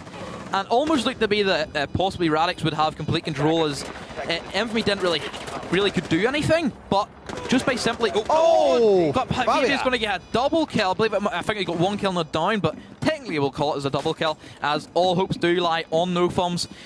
I would imagine that Fabia and Pony should clutch this up, hopefully, as we do then see Fabia finally finished off. Prem, but the pre-fire shots from Fabia are going to go down, but we are going to see the long arm defuse from Pony. And I believe it is going to be Radix getting the round win. Great hold by Fabio, even with himself being indicated by being outside, still not able to bring him down. So great play overall. Yeah, that's the thing about a 2v1. I think we've seen it earlier between Rum and Tristan, where the diffuser went down and then they both decided to peek at the same time, which then caught that Ying by surprise. Almost a bit reminiscent of that as well this time. One person going for the peek and the other going for the defuse. You either try and kill the guy who's defusing, but then leave yourself exposed to the guy who's shooting you from your flank, or else go for the guy who's trying to shoot you and then just leave the diffuser. And then, unfortunately, 4 Pony did go for that defuse. Absolutely. Well, 3-2 to 1nfamy. 2 points away from evening this out at 1-1. Again, I'm pretty sure they don't want to go home 0-2. Else it'll be a pretty rough defeat for those guys. However, Radix have looked pretty good. First map was pretty good for them overall. They've had a couple of rounds here where they've looked pretty sharp, but 1nfamy just look a little bit better, it feels, on Border. A little bit more with it, you might say. I think that they were very unfortunate not to win that round of fought. They're quick thinking, knowing, okay, we have 20 seconds left, what can we do? B push. They're probably going to be weak from a B push, especially since they have fused out that ventilation room and also done a bit of buck work as well with it as well. So I think they were unfortunate. Maybe they shouldn't have clumped up as much as they did, as of course we did see that double kill coming out from Fabia getting the kill on the fuse and then also the buck, which is a bit of an error, especially from a team such as 1nfamy. Clearly Pony is a man of great taste. He enjoys his art. But we are going to go back upstairs, so it is going to be Infamy's preferred bomb site rather than the ventilation room workshop, I would imagine. Again, mirror windows being picked. Vigil once again. No smoke, however, no Ela. Seems to be covering quite a bit on board more than anything else. That we do see the Ela getting dropped. And Vigil definitely seems to be reigning supreme as the pick to go to. What do you think that is? I think it's just Infamy in general pick the Vigil. I think that Nath does really like it. He's played it most rounds that they've been here on the defense. I think he just likes the fact that he is also another free speed, of course, and during today he has performed quite well. Vigil in general has performed quite well. Looking at the way Madman played him earlier, and also the way Nath is also playing him. And I also think that Nath picks Dokkaebi and Vigil solely for the SMG-12. Which again is a great gun. It's like the little sister of the SMG-11. Not as good, I would say, as the SMG-12. Has more side-to-side recoil, of course, a bit more sporadic in that sense, but of course does have more magazine ammo as well, which is also whenever you have a gun that sprays a lot, such as Ela's gun as well, you can afford to miss a couple of shots and still be able to finish off, as one-shot headshots is all you need. That's what they can do here on the defense so far, holding out pretty well. No one going down in the first minute and a half. These rounds have all been pretty slow overall, to be honest, though. No one's really gone down until the final minute so far. Here we see a more explosive end to all of this. Nath clearly opting not to take out that drone and indicate his position. Seems to be this time it's going to be possibly a box push, but then we are going to see the rotations now from Radix heading over towards that office area. But they seem to be a bit split in where they want to go for. They're just right in the middle, they're in the corner, they have the option to go for the box, or they have the option to go for the office. Seems to be the office push they want to go for, so they will have to get rid of that fountain area, of course, possibly using a couple of nades from Pony, as well as possibly an Habana pellet. Just going to get more drones in there, all about that vision. Prem has got the Valk cameras down as well. This will be very, very useful if they do manage to get hold of this B point. Of course, so that is if they don't manage to spot that camera sat up in the corner. Drake's taking a bit of spray through the window here, not going down. They're going to have to lie down, at least try and contest it. Rather not watch from the corner, rather watch them up on high. And now Prem is going to be forced to try and go for some contesting. Possibly the smoke would be a good pick up in this scenario, as I think that last time we did see Radix have less time to push the bomb, so that's why the C4 came in pretty clutch. This time they do have a lot of free range. They know that there's going to be no smoke in the enemy team, so they can delay this push a little bit more and start trying to clear out Prem particularly, who does have a shotgun, so Phoebe cannot challenge this. Compared to if the MPX was chosen, so if he does want to push in, but he is going to be seeing quick push in. He does get the kill on the Prem, and now Radix do have control of the bomb site. Pony gets the kill on the Thumb. There's going to be another C4 off the board. Nath with the flank gets killed in on to Melons. What can he do from this scenario? As the defuse is going to be stopped. Can Nath get the kill? No, he's not going to miss it. He's still going to miss it. Smitch gets a double kill, as I believe Ash is also going to be down. Diffuser is going to be put down. Pat is going to be the last man up, but that side-to-side recoil like we were talking about. SMG-12 is going to miss the shots, but Nia still has plenty of time to clutch this up. If he can clutch it up, of course, is the big question. Not really been his week so far, but this is his opportunity to shine and redeem himself at least a little bit. Oh, he's seen him. Oh. Going to spot one, but Pat, who is definitely on fire this week, is going to step up and bring him down, which evens things out at 3-3. Very unfortunate that Nath did not get that shot through the wall. I'm pretty sure the Valkyrie cam was still up, so I'm sure Prem was calling out that intel. So it was unfortunate to say the least, but that does happen many times where the pre-fire shots through the wall does happen, but none do land, unfortunately. Well, here we go into Armory, Lockers and Archives for Radix's next defense. And it's very, very, I suppose you would say, almost like evenly distributed. In fact, it's perfectly even distributed for Infamy. All of them have got 3 kills. I was looking at... That's a new one. Radix and just thinking, it's not too bad, I guess. Like, one was down on 1 kill. He's not doing too well, but everyone else is pretty close. No, everyone's on 3 for Infamy. So they're pretty much perfectly spread in terms of what they're all contributing towards this game.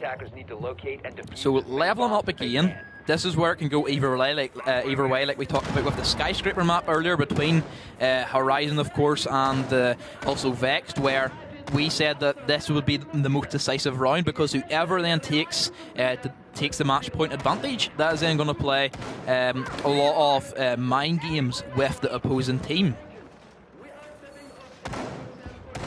Well, whether or not you can work your way around those mind games is a very different story. Often it's a case of being annoyed by Dokkaebi ringing you constantly and having to turn that phone off. 10 seconds left before insertion. Yeah, I think that bringing that Dokkaebi once again is going to assist Infamy, as it has worked quite a lot with pushing in towards that fountain area. We haven't seen any box pushes so far between either of these teams. All we have seen is they've both decided to favour the office push, which has worked for both the sides, but no box push, which is quite interesting, as I believe last week's game between Fable and also Horizon, all we've seen was a box push coming out from Fable, particularly as they brought the Thermite for that hard speech potential, and I believe also a Ying as well to help push in towards that bomb site also. Well, Albion puts up this time around instead of the Vigil. Of course, it's normally Nate who takes that one away, but obviously this time not to do so. Now, for Infamy here is, of course, whoever takes this one away goes into match point. So both teams still very, very close, and, you know, would argue far and away from the kind of dominating victory I think Infamy were expecting for themselves. I think Infamy have definitely performed a lot better, as we already have talked about, compared to earlier this week. They are still just doing some more scouting out, just wary if any roamers, but at the moment all of them are going to be upstairs. That drop hatch is going to be open, which Thumbs does spot, as he does go back in his room to see that it has been destroyed. So that does alert that somebody is going to be playing up inside that security room, which is going to be then a flank option as well.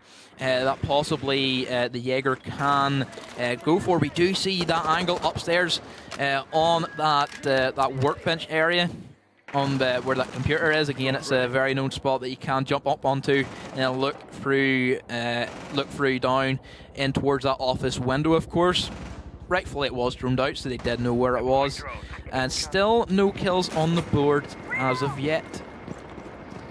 Seems to be the story between these two teams. As we mentioned a couple of times already, they don't really get started until the final minute and 15, 20-ish seconds of the round. So it's around about now where we expect kills to start raining in. And it's punished teams all night, leaving their push until the last minute or the last 30 seconds. That's what's really cost them. And neither team let it go that late, but they definitely leave it into the last minute to go for it. Seems to be we're going for this office push once again. There we go. Prem does get the first blood then on to the mirror. That's going to be then a C4. But then the aggression from Fabi is going to pick up the kill on the Prem. Now he has control downstairs. Possibly he might try and use some of the holes that were made from a great shot on the Drake at range with that 416 carbine. Is going to put his team into this a two-man advantage, or one-man advantage should I say, sorry, as he is still going to try and get the kill in on the Smitch. Quake does get the kill on the Thumbs, and it is starting to crumble for Infamy as Radix do take the lead in the final 30 seconds. That's kind of half what we expected to see, although there we go. It's going to round it out. Radix find themselves in a 4-3 situation. Match point in their favour. Can they close it out and deal Infamy a very, very crushing blow? Or will Infamy be able to resurge towards the end and round the night out high? I think that Radix now do have the momentum leading into this potential final round, of course. And I would say that these last couple of rounds, Infamy are starting to revert the way that they did previously, where they're just starting to grip up. They're not watching their flanks as well. They're losing gunfights, like we did talk about. Possibly their gun skill was nowhere near as good as it should be at this level of play. Especially, it surprised me that players such as Drake, who has always been known for his great Ashen Jaeger gun skill, he isn't doing the job at the moment on the night whenever he needs to do it. And I would say that Fabi has all the gun skill and is definitely looking to be the MVP of this game. It's kind of weird because we were speaking about consistency, and players having their high and low points. It feels like Infamy are consistently at this level where all the players are walking away with 3 or 4 kills. There's no one big standout performer. No. Last week it was Skilled Nathan. Yes, he's been playing Vigil pretty consistently tonight, but it just hasn't looked really like the sort of go-to for him. It's been a bit, I don't know. I do like Vigil, and I like Nath picking it as well, because I think it suits how he plays very, very well. Pony's having so much fun with this. He wants a drink. Give him a can. That's what he's asking for. But I think overall, I was almost kind of want Nath to step up really and show us, because I know what he's capable of. We've seen it previously. Just so far, it's been very quiet for the whole team, to be fair. There's been no one to kind of step up in Nath's absence at the top of the leaderboard. And so Infamy kind of find themselves just trudging along, playing at that kind of average, consistent level, but not the level that's going to get them really to be able to beat out these bigger teams. Looking at every other team, we have seen a standout performer from each of them. If not 2. Yeah, we cannot say that same about Infamy. They have had no big plays. There has been nobody who has done something crazy, which we have we've really got hyped up about, which is something that every team needs. You need a star player for every single match, and if nobody is that star player, you either better be winning 5-0 that everybody's doing a part, or if you're losing well, then that is definitely going to be a big worry for your team in general. Fabio definitely isn't having a quiet night. He's popping off, just like he did last week, to be fair, and that's the consistency we like to see. Bringing down Drake, although at this point it doesn't really seem to matter. It's just an infamy member because there's no... It doesn't feel there's any additional value in really bringing down an enemy at this case. That is going to be the Vigil. So that is, again, it's going to be a roamer dead who could, of course, upset the round in the later stages, of course. And he is still looking for more roamers, but Infamy are just holding strong. I would imagine that we possibly might see a couple of late rotates coming out from Jaeger potentially. But for the most part, we are going to start to see now, like we talked about with the verticality. We haven't seen it used too much tonight, but we are going to see Pony use and abuse that buckshot shotgun to what it was designed for, of course. Indeed. Well, Radix did win this one, win it out 2-0. It'd be a very, very good and happy night for them. Infamy less so. They've got to win out this attacking round. No one's gone down yet, except, of course, for the one defender on Infamy, Drake, being dropped early on by Fabi. But there we go. Quake gets dropped by Smith. He's the guy you coin to have a bit of a step up tonight. Still relatively quiet, but Prem's going to get one to Capone as well. So the members of Radix are starting to fall here. Bit of a different push. We are going to see that box push, which I didn't expect to see tonight, as that's all we've seen is the office push, no box push. And we do see a bit of a fight back from Infamy. They do have the two-man advantage this time. Fabi is still alive, so maybe he could pull out something miraculously. But for the most part, I would imagine Infamy should have no problem stopping this push. Well, we shall see if it goes to the peak. Almost has to peek back out again, but they managed to bring him down. And down goes Melons to end it out. And we go into overtime, 4-4. Infamy come back fighting, but is it enough to force out the... Well, it is enough to force out the overtime, but is it enough to carry into overtime to win? Yeah, overtime it is. So another overtime of the night. I believe this is the third one of this evening, I believe. So it's good to see more overtime, more rounds, more chances for these guys to actually impress us. Another 3 rounds potentially for Infamy to find an MVP and actually pull out the victory. Yeah, well, we'll go for a rehost on that one, of course, so they get all the maps available to them. It's a bit weird if one round gets won and then suddenly it kind of cancels the whole thing out. So we'll get that sorted out for the final 3 of the evening. Going to be a close one. Both teams have looked... I don't want to say so much flat, because Radix have definitely had their peaky moments where Fabia's looked really good. And again, Infamy have looked consistent. Not consistently amazing, but consistent in general. Just yet really to have that shining moment which wins them out the map. Yep, they're definitely missing that wow factor, as I would put it. They haven't, again, we looked at the previous matches, Madman had a lot of wow factors, so did Diff, of course, as well. Look at Kimbe, a lot of wow factors from him as well. It's like a blunt knife, doesn't really do anything. Infamy don't have that, which is a real worry for me, because I would have thought that possibly Drake would be the standout player, as he always has been, looking, as of course I've said that they are one of the most consistent teams throughout the past year, as I've seen Drake do, you know, amazing stuff with that Jaeger, but at this stage, he's just not doing it. Yeah, I mean, I remember the one round we saw him running around with the carbine, and I thought, well, defender side, you got a carbine, this is probably the time where you will be able to clean up a few kills, and, you know, go back to that earlier form that we've seen, but just didn't really ever manage to hit that high point. And it was the same for every single member of the team, as we said a couple of times already. None of them really looked to be, I don't know, not willing to, but just not able to step up to that plate and just go, this is my time to carry, my time to shine, my time to repay my team for last week. It just doesn't really seem to be happening for them, whereas on the other side, that's happening quite a bit. Fabio especially doing as well as he did last week. Yeah, I think that possibly this break might help Infamy. They'll see, okay guys, nobody's been able to step up. Who will be that guy? That could be the team top potentially. Looking at the team top of Radix, I could definitely see them saying, guys, let's just play it cool. Let's do what we've been doing. Fabi, great work. Just keep doing what you're doing. And I think maybe they just sit back and let Infamy beat themselves up, which I think Infamy's definitely doing tonight, is beating themselves. Somewhat, but they've also let Infamy kind of get to this point where they've brought it to a draw now, because like previously they were definitely in the lead, it felt like Radix. Yes, they've kind of taken like points here and there, but I think it was 4-2 at one point. It's now 4-4. So I don't know. I think for Infamy they need to be wary they don't throw this away at the dying moments, as we've seen happen a couple of times tonight and last week, to be fair. You know, teams do all this hard work to crush the first map, come into the second map, play really well to begin with, and then begin to give it away towards the end. All that hard work suddenly becomes for nothing, and that's very demotivating going into future weeks as well. Yeah. I'm looking forward to next week to see the Radix and also NX game, I'm sure a lot of people are looking forward to. I'm going to put it out there, I would imagine it's going to be a pretty big landslide victory for NX, as I'm sure we'll see the public vote next week, of course, which will be interesting to see. And then looking at week 4, week 5, week 6, we'll see, of course, different play styles from most of the teams, of course, may that be NX, Radix, Xenos. All the teams will hopefully change up their play style. Maybe we might see a couple more shots from Vex, who I think we're definitely lacking that tonight, which was a big factor why they did drop a map, which they feel as if they shouldn't. We talked about it. They said 2-0 easy, no problem. But Horizon surprised us tonight. It did happen. And speaking of Horizon, they face off against 1UP next week, and that will be a really good game too, I think, because that's kind of we spoke about the clash of titans earlier between Xenos and NX. Next week it's going to be the clash of strategy.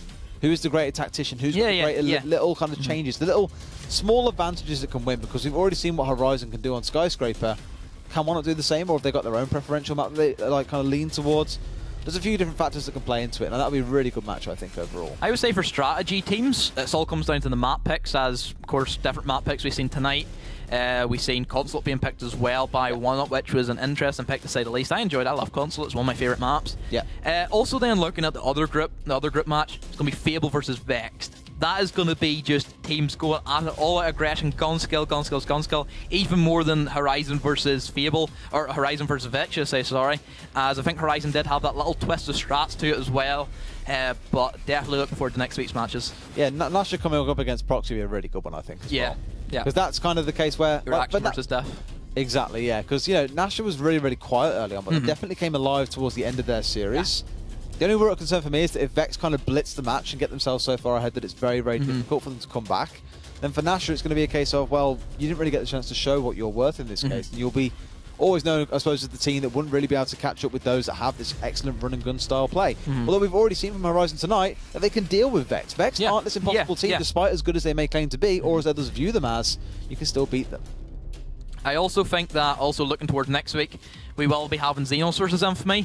Two teams which most of them know each other quite well. They're old teammates. I know that 4 out of 5 members from Xenos played with Drake at the UK Invitational. But nonetheless, I think that week 3 matches will, of course, like we talked about, will start to show who is going to be the front runners for LAN. Absolutely. Looks like we're having another bit of a dropout here, which is a shame. We will get into this overtime at some point soon. We promise you guys, because we all of us want to see the conclusion. All of us want to see the conclusion of this match. I want to know how it ends, and we've been... Yeah, we're nearing midnight now, I think. We're doing good. Yeah, keeping in there. 6 hours of Siege, boys. We love it. Yeah, it's been a good night. It has. It's been a good night. The best thing is, after next week, the whole thing repeats itself. Except it's in reverse order. We do have a break week, though, of course, so gives us a lot of time to rest. Gives us time to pause, evaluate, reflect, watch back some VODs, laugh at all the memories, cry at all the pain, and then do it all over again. Esports, in a nutshell. I think that break week will, for all the teams, scrim, scrim, scrim, scrim, scrim. Yeah, I think there needs to be some organisation in scrims. Because from what I've been seeing a lot on social media is that a lot of these scrims probably aren't as organised as they could be. Yeah. Equally, there are some teams that do commend others and go, thanks for the scrim, it's really, really good, thank you. Others are just like, it's a waste of time, don't bother. Or they're not taking it seriously, whatever else it might be. And there needs to kind of be, I think you definitely want to make sure you've got a good schedule there. The biggest problem that you find, and often what you'll see in other esports, is you don't play against those who are in the same competition as you. You're going against those from other regions altogether, because they'll be playing completely different things altogether. There'll be different skill levels, players that you aren't familiar with. So not only does it teach you about understanding the unknown, it kind of helps you to adapt to different situations, and you don't reveal any strategies to anyone that you'll be playing against relatively soon. So maybe a lot of these guys just go to the major league teams and go, look, we need to scrim, learn some new stuff. You want to do the same? Do you want to play?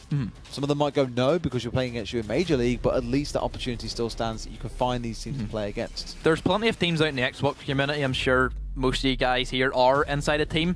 Don't be afraid to hit some of these guys up for a scrim sometime, because I'm sure they'll appreciate it. Still practice every game you play. You're always going to get better, especially such as team chemistry, which we've seen so much from 1UP, who have trained a lot together. But then also looking just the fact that they may be Premiership teams, you might be scared of them. Don't be that scared. We've seen Vexed. We thought everybody's going to be scared of Vexed. Horizon went and beat Vexed, which we didn't think was going to happen. Anybody is beatable on their day, which is one thing I tweeted about earlier this week. Anybody's beatable. And that's what we've been seeing so far. And speaking of being beatable, you can go and compete in the Go4s. Yeah, you get another plug. But you didn't expect that one, did you?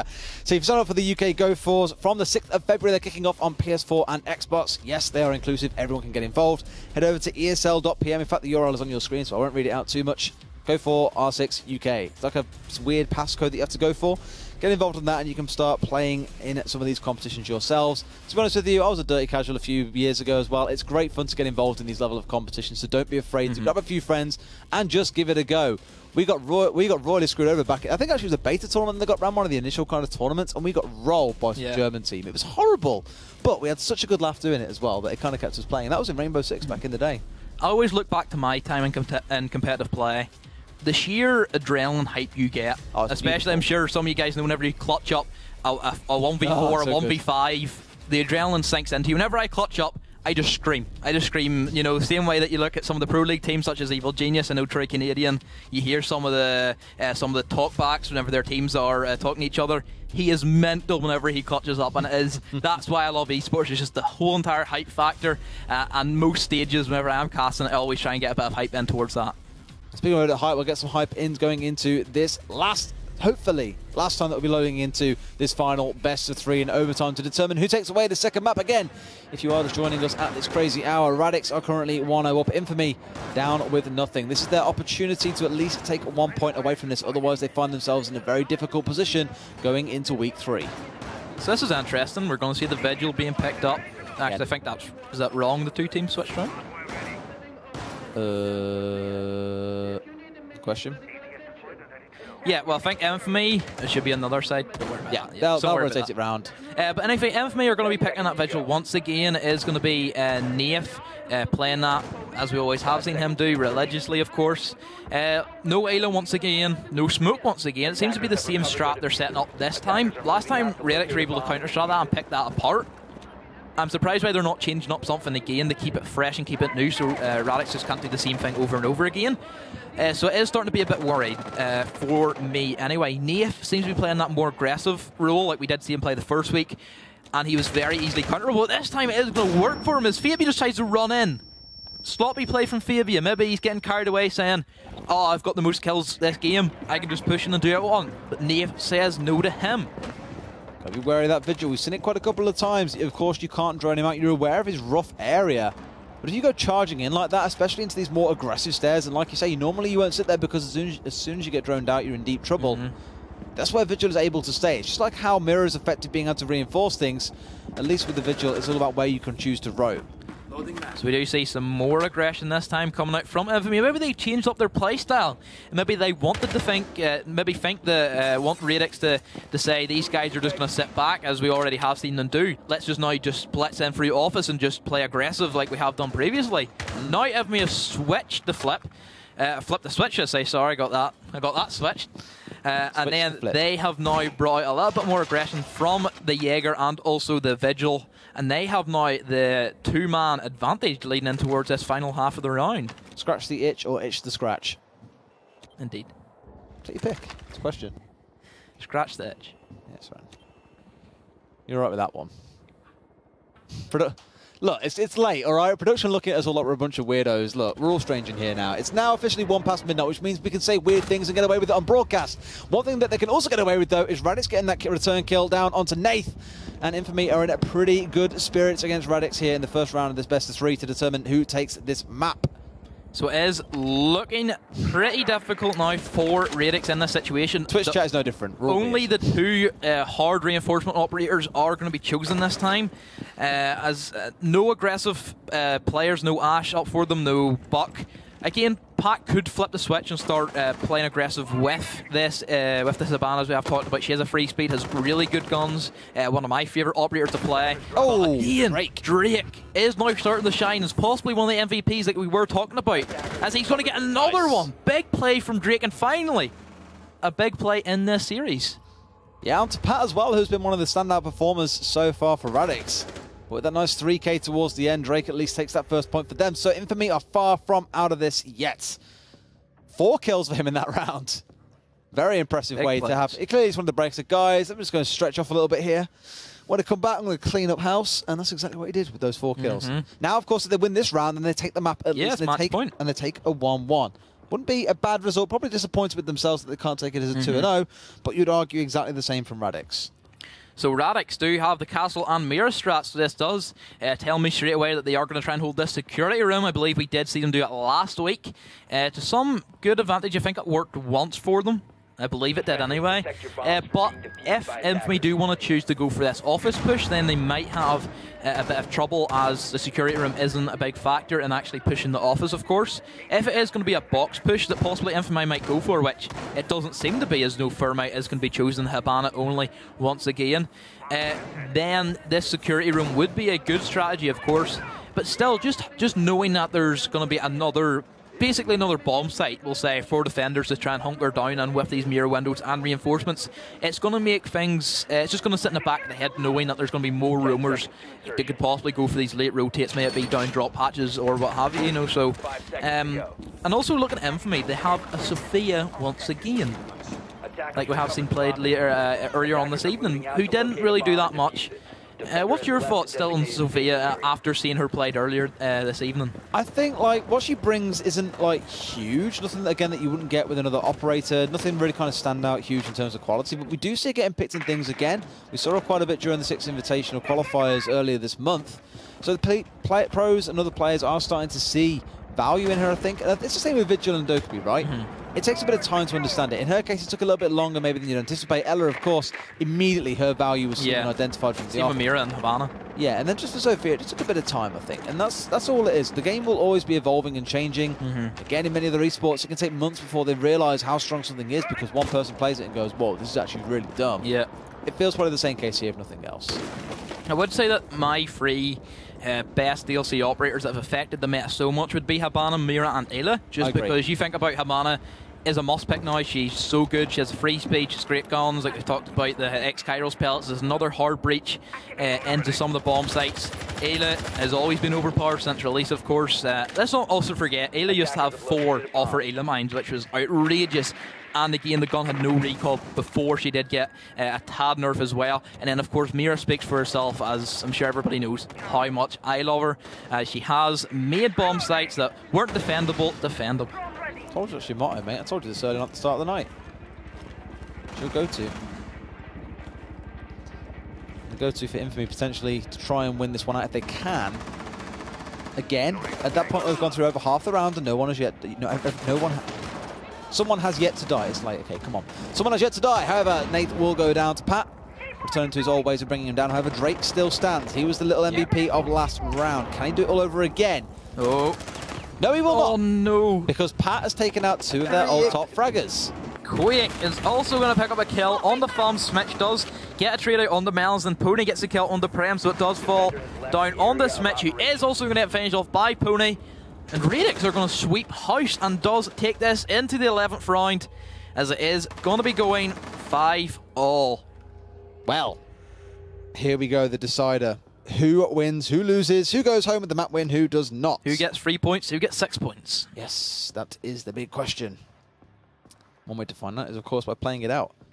But you can kind of see how the kills are broken down since we returned. Drake, again, looks like the one to really kind of step up for the team. Pat, I'm quite glad to see, after the break, coming back into the form that we saw him earlier on Border.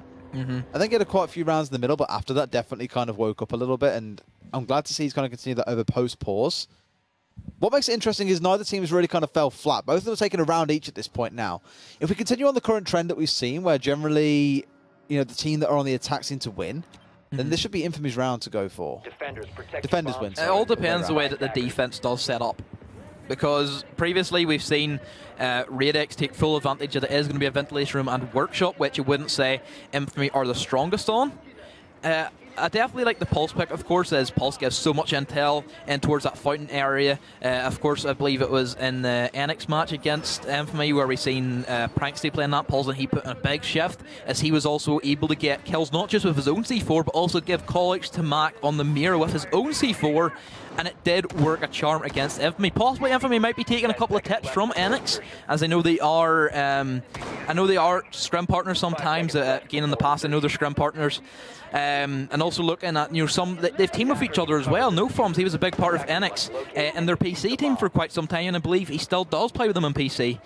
So the bond definitely is there, and looking at the Enix Infamy match from last week, you could definitely tell that each team knew each other inside and out. And it's all the question of where does the innovation come in? Where do the team start doing something different that no one really knows about? There's always things that can be changed and customized as long as you go. However, that's not really important right now. What is important is who wins this final round. 2.5 minutes to decide who walks away with the map point.